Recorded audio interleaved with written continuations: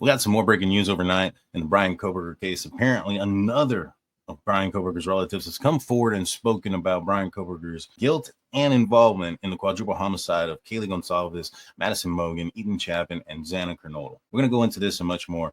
Make sure you hit that like and subscribe button, ring that notification bell. A little bit later, we're going to be talking about, we're going live on the Richard Allen hearing. If you don't know who Richard Allen is the man who's been charged and arrested in the double homicide of Abigail Williams and Liberty German in 2017 in Delphi, Indiana. He is the bridge guy that's been reported saying down the hill, allegedly. We're going to be talking about that. You don't want to miss it, so make sure you ring that notification bell. So with that being said, let's get into this. So this is from the U.S. Sun. U.S. Sun tracked down Kohberger's relatives and spoke to multiple sources in Las Vegas, where majority of Kohberger's family on his other Michael's side now reside. So this is going to be the Kohbergers. Apparently, they took off from the East Coast quite a bit ago, went to California, then ended up in Nevada. Let's talk about this. So Kohberger's Las Vegas relatives described the case as surreal, with many trying to distance themselves from what has become the biggest murder case in recent years. Some claimed, although the 28-year-old was an odd character and very reclusive growing up, he never showed any signs of violence, and many were left stunned when he was named as suspect. So he never showed any violence. He was an odd character, things of that nature. It's interesting. His aunt, who asked to remain anonymous, told the U.S. Sun that she has been struggling to watch the news as more details from that fateful night emerge. When I saw it on TV, I was just lost for words, speechless, she said, appearing visibly upset. It's heartbreaking. I'm a very caring person, and when I saw the news a little bit today in the living room, I couldn't take it. Hearing about them being knifed, I had goosebumps. I just cried. One of the things that comes about when it comes to these type of cases, or a situation where a loved one has committed a heinous or horrendous crime, majority of the family members and those that are close to them sometimes can't tell, right? You know, some folks can hide this pretty good, but it's also a situation where love is blind, and love is blind doesn't just necessarily mean that a person's looks or a romantic love. What it means is that you love a person so much you don't see what they're doing right in front of you. You don't see the signs. You don't see what's possibly happening. And I think that might be the case with majority of folks who end up getting arrested and charged with horrendous crimes when it comes to their family member. All right, let's continue. It says his aunt says that she may not watch the trial if the cameras are allowed in the courtroom, but wants to know the answers to many questions surrounding the murders. Asked if she thinks her nephew will be found guilty, she replied, I think so. I just want the truth. I would like to see him or write to him and find out what happened. She said her heart goes out to the victims' families, but she also feels Kohberger was not well and had battled for years with mental health problems. I wonder if this is the same aunt that came forward and talked about Bryan Kohberger, forcing his parents to change the pans that they ate if they never cooked meat on them and things of that nature. It sounds like it's a good possibility there. Kohberger was pictured wearing a suicide prevention vest while being held at the Monroe County Correction Facility following his initial arrest in December last year. Questions on how she feels he will cope if he gets life behind bars, and his aunt shook her head and replied, I think he may try and take his own life. I mean, that's a thought. When somebody's always going to prison for the rest of their life, the prison usually goes in there and protects them for the first couple of weeks to make sure that they don't try to harm themselves as they get acclimated and accustomed to life behind bars. Let's continue this. And we're only reading the parts where it pertains to Kohberger's aunt. Parts that I'm skipping over are the parts that are already known. It goes into, things about the trial or the case that we've already talked about. Like, for instance, this says that they think that he's going to plead the fifth at trial and expect it to last 6 weeks. I mean, that's not even coming from his aunt. That's coming from the aunt. Explained that there had been a lot of drama in the family, which cannot be revealed for legal reasons, even before her nephew's arrest, and she has not spoken to his parents. So this is interesting.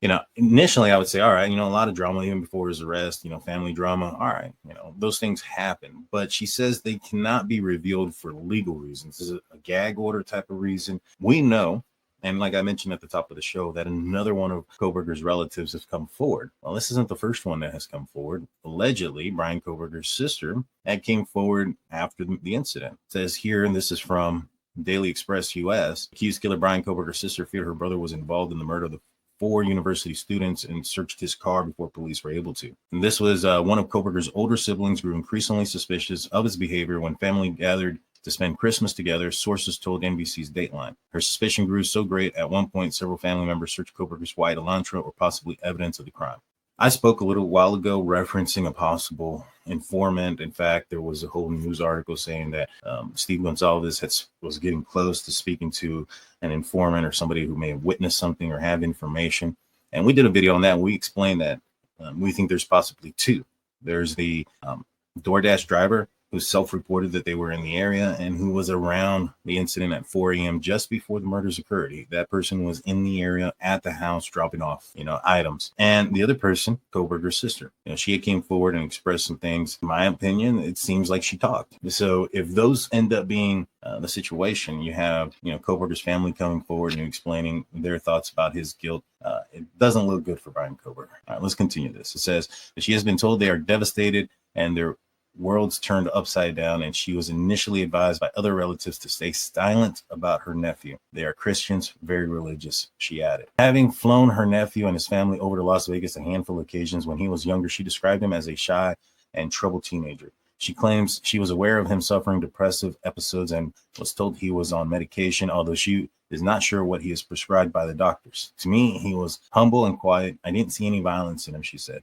But if you're not on the right medication, you can be triggered, and I think he may have snapped.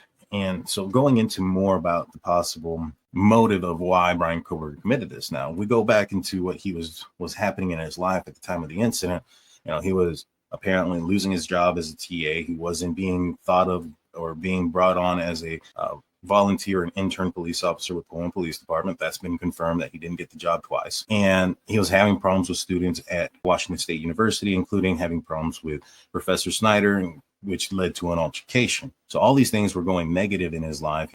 And maybe she's right. Maybe he did snap. I don't have an answer for why he is depressed. I guarantee it. He had a wonderful childhood. Michael, his dad, is a wonderful man.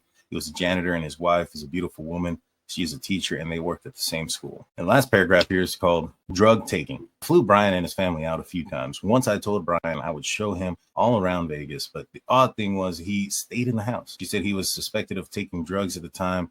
As it had previously been reported, he became a big heroin addict after falling with the round crowd. His aunt says that it was no big secret he was into the drug scene. She said he was concerned that he was doing cocaine, mushrooms, drinking hard liquor, and popping pills to deal with his mental issues. So these are some other things that we weren't aware of. We were aware of just basically the heroin addict, but she talks about cocaine and mushrooms and popping pills.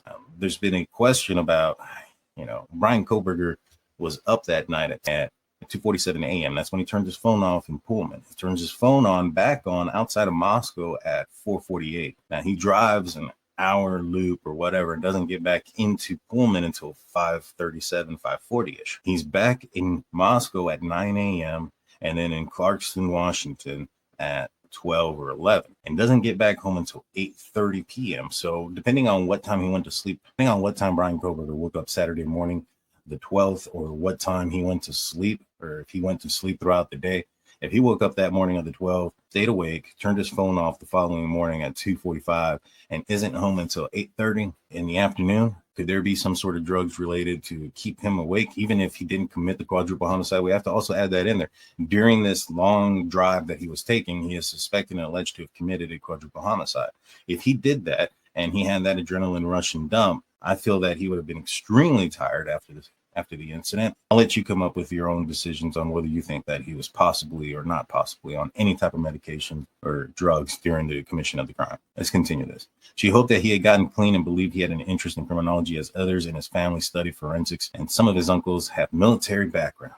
Interesting. So his family has studied forensics and they have a military background. So he would be maybe not so much accessible, but he'd have, especially maybe the military background stuff. Maybe he's seen some of his uncles training or participating in certain things, or maybe have come across A-bar knives that belonged to an uncle or something at the time and got fascinated with a knife when he was little. Possible. I don't know. I mean, that's all speculation.